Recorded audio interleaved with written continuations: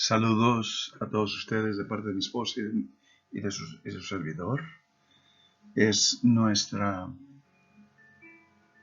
deseo que estén bien, que estén en la mejor salud y que Dios les bendiga y les continúe bendiciendo y les guarde. Hoy, este día, yo les invito a ustedes a reflexionar sobre el advenimiento. Esto es el tiempo de antes del nacimiento del Mesías.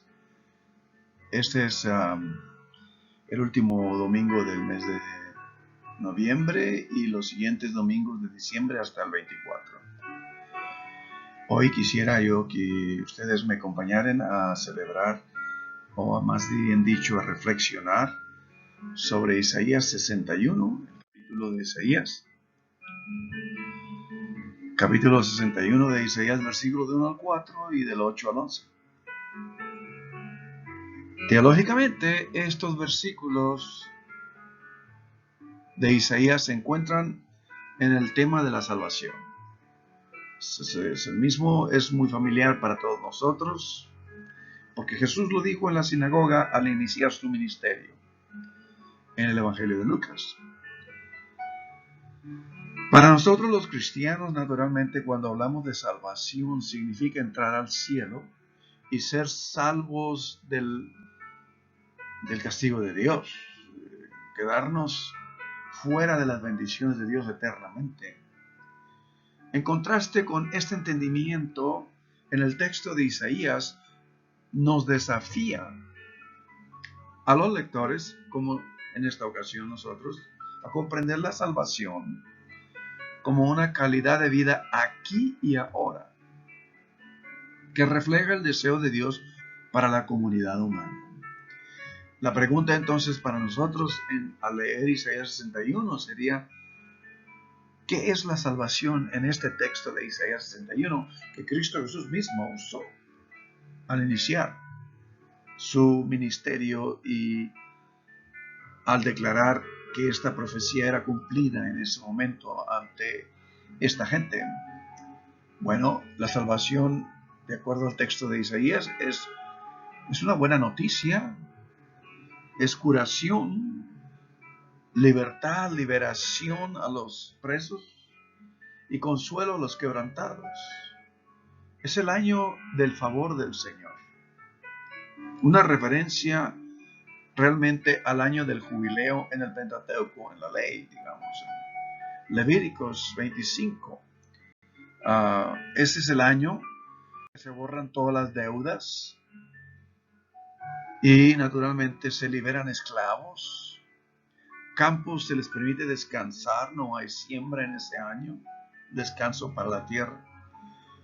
Y ese año se devuelven los campos, las tierras de los dueños originales, se les regresan a ellos.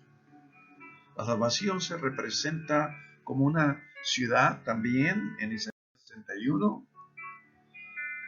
y naturalmente una ciudad que es restaurada, 61:4, y como un jardín abundante en el capítulo mismo de Isaías, versículo 11.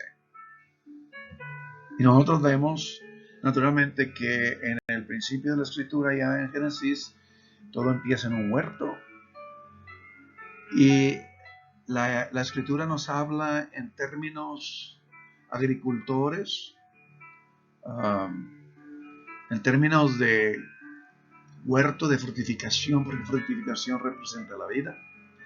Y naturalmente en un huerto, en Génesis empieza todo. Acá en los evangelios, en un huerto es donde, huerto de Getsemaní, en donde Jesús dice a Dios: no sea mi voluntad sino la tuya. Y la otra cosa que esto representa también es que las naciones del mundo verán lo que Dios ha hecho en el pueblo de Dios, y sabrán, se darán cuenta que son un pueblo a quien el Señor ha bendecido. Isaías, mismo capítulo 61, versículo 9. Este reconocimiento de las naciones reafirma la visión, obviamente, de que Isaías no es una promesa de pastel en el cielo, una realización que empieza aquí en la tierra. La liberación de Dios en Isaías 61 es real, es tangible para este mundo, cosa que otras naciones pueden verlo así y testificarlo. Aunque los cristianos hemos llegado a pensar que las promesas de la Nueva Jerusalén tendrán un cumplimiento escatológico al final de los tiempos, no debemos perder de vista en ninguna manera las formas en las que la salvación de Dios está destinada a transformar el mundo aquí y ahora. Se invitan a judíos y cristianos, y en realidad a todo ser humano, a participar en esta vida salvífica, incluso en medio de un mundo que aún no ha sido redimido del todo. Un mundo que necesita liberación, sanidad y restauración. Si la salvación no es iniciada en ningún otro lugar, en otro tiempo tampoco, sino en la realidad de este mundo, como debería de ser realmente, y como los evangelios de Jesucristo lo proclaman, entonces Isaías nos pide a cada uno de nosotros que pensemos en cómo participar, en marcar el comienzo de lo que es, teológicamente hablando, el mundo real, el mundo al que Dios envisiona, el mundo al que Dios desea e intenciona que sea, el mundo que Dios creó para que fuese. Entonces, ser misional, o sea, llevando adelante esta visión cada uno de nosotros a la luz de este pasaje de Isaías 61, significa desafiar profundamente las formas de cristianismo cultural que se empeñen a hacer de la iglesia un fin en sí misma, una comunidad de los salvos dedicada a mantener un edificio, un conjunto de programas y una comunidad de personas que piensan de la misma manera y que son muy exclusivos. Si Isaías revela qué es la salvación en el capítulo 61 de Isaías, entonces la pregunta para nosotros es: ¿cuál es la forma apropiada de misión que corresponde a las intenciones salvíficas de Dios? Primero, la misión de la visión de Isaías, la misión ocurre cuando los cristianos y judíos dirigen su atención a aquellos que son nombrados como destinatarios de las buenas nuevas, los oprimidos, los quebrantados de corazón, los cautivos, los presos, los afligidos, los desfallecidos, los que no tienen nada en ningún grado mínimo de esperanza. El texto revela obviamente el interés especial de Dios por los más olvidados y los más débiles de la sociedad. Para participar en la misión de restauración de Dios, el pueblo de Dios es enviado primero a aquellos que más necesitan escuchar que Dios proveerá para ellos y redimirá sus pérdidas. La misión no es principalmente algo que sale del pueblo de Dios enviando dinero, ofrendas, misioneros, sino que es algo que define el carácter de cada miembro del pueblo de Dios, que existen y viven, y su realización máxima es para el bien de los oprimidos, los quebrantados de corazón, que viven y son hechos hijos de Dios para ellos, los encarcelados, los afligidos. Segundo, La misión ocurre cuando las naciones del mundo notan que el pueblo de Dios vive de manera diferente, que es un pueblo a quien el Señor ha bendecido. Y ahí está en capítulo 61, versículo 9. Dios, y en realidad el texto del 61 dos veces dice que las naciones notarán la bendición de este pueblo, del pueblo de Dios. Versículo 9, versículo 11.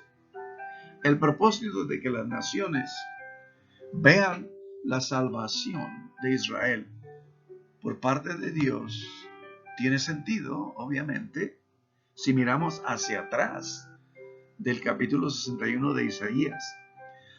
Allá en el capítulo 49, en la profecía de Isaías, en la que Dios dice: te daré por luz, te daré como luz a las naciones, para que mi salvación llegue a todos los fines de la tierra. Capítulo 49, versículo 6. Y antes del último capítulo de Isaías, dice Isaías en el texto, en el capítulo 66, versículo 18, lo mismo, enfatiza exactamente lo mismo. Toda nación y lengua verá la gloria de Dios. Un Israel restaurado, un pueblo de Dios restaurado, viviendo como una comunidad de jubileo, de acuerdo a Levíticos 25, será un signo de la bendición de Dios para las naciones que lo rodean. Una especie de representación sacramental de la salvación hacia la que testifica. Ser misionero a esta visión es vivir como gente de buenas nuevas, de liberación, justicia y consuelo, de tal manera que el mundo pueda notar y ser atraído a los caminos de Dios, como Isaías imaginó. Todas las naciones, fluyendo hacia una Jerusalén glorificada. Capítulo 2, al principio de Isaías. Mientras los cristianos, y esto yo quisiera enfatizarlo, mientras los cristianos vivan como personas divididas, conocidas por el mundo como aquellos que juzgan a otros, se pelean entre sí y excluyen, la iglesia dejará de ser misional, nunca realizará esta visión. Sin importar cuánto dinero y cuántos misioneros envíe, la misión no es realizada. Aunque debemos tener cuidado de no leer, obviamente, Isaías únicamente a través del lente del Nuevo Testamento, porque este texto es muy antiguo, mucho más antes de Jesucristo. Sin embargo, ninguno de nosotros, lectores cristianos, puede dejar de notar el significado de Isaías 61, versículo 1 y 2, en el ministerio de Jesús. Una descripción de su ministerio. El Evangelio de Lucas, capítulo 4, versículo del 14 al 21. Jesús declara a sí mismo como el cumplimiento de la profecía de Isaías. El que traería buenas nuevas, sanidad y liberación. Él lo dijo vez tras vez. Mientras caminamos nosotros ahora hacia el día de la celebración del nacimiento del Mesías, en este mes de diciembre, y vamos hacia este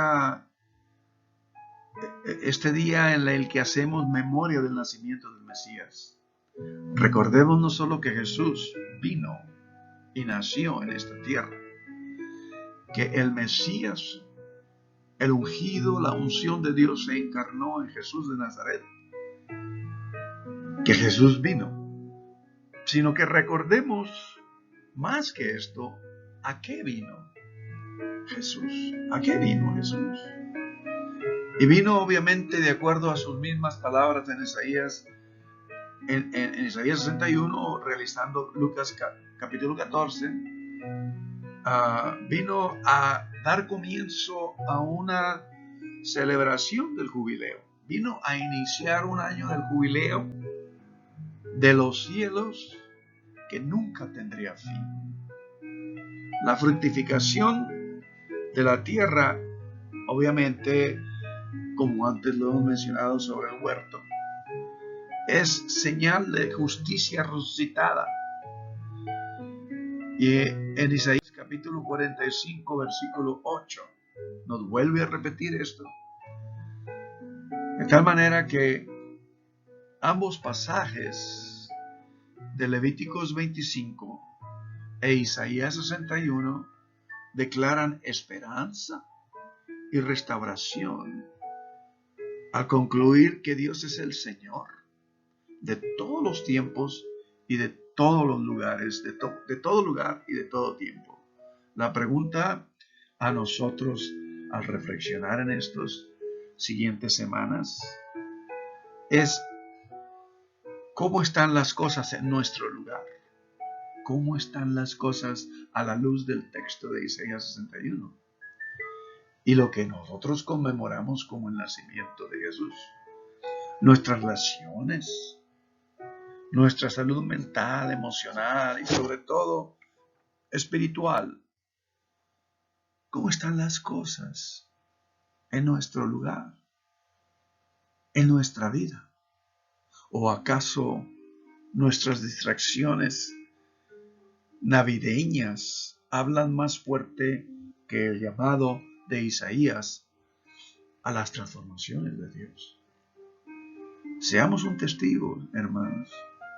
Seamos un testimonio que esto del texto de Isaías 61 y lo que Jesús dijo al iniciar eternamente el año del jubileo, seamos nosotros un testimonio real.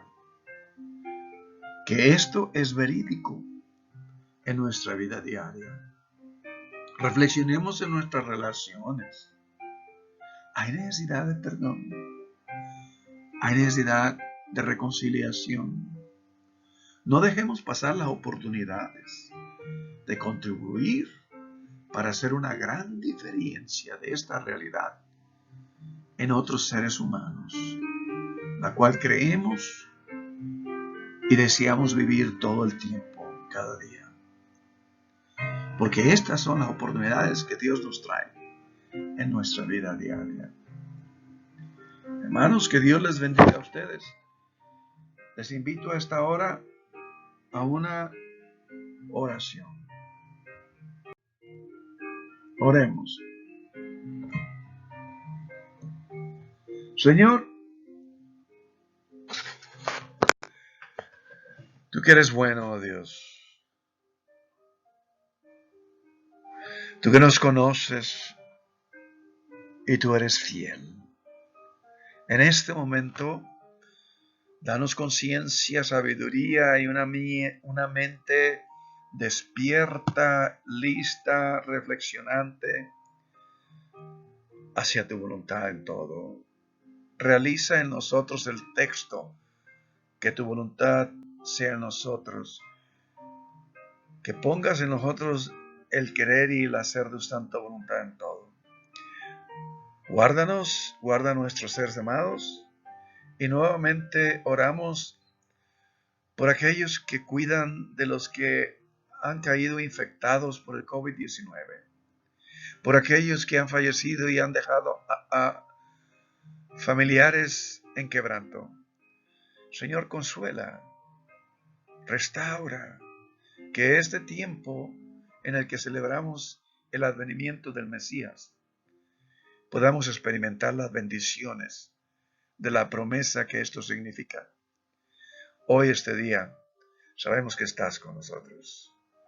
En el nombre de Cristo Jesús, oramos hoy y siempre. Amén, oh Dios. Que Dios les bendiga a todos ustedes. Que estén bien. Que se la pasen con mucho gozo y paz en este tiempo de Navidad, en este tiempo de reflexión, en este tiempo en el que no solamente conmemoramos el nacimiento del Mesías, sino reflexionamos en la manera en la que este nacimiento vino a impactar nuestra vida. Que Dios les bendiga, hoy y siempre.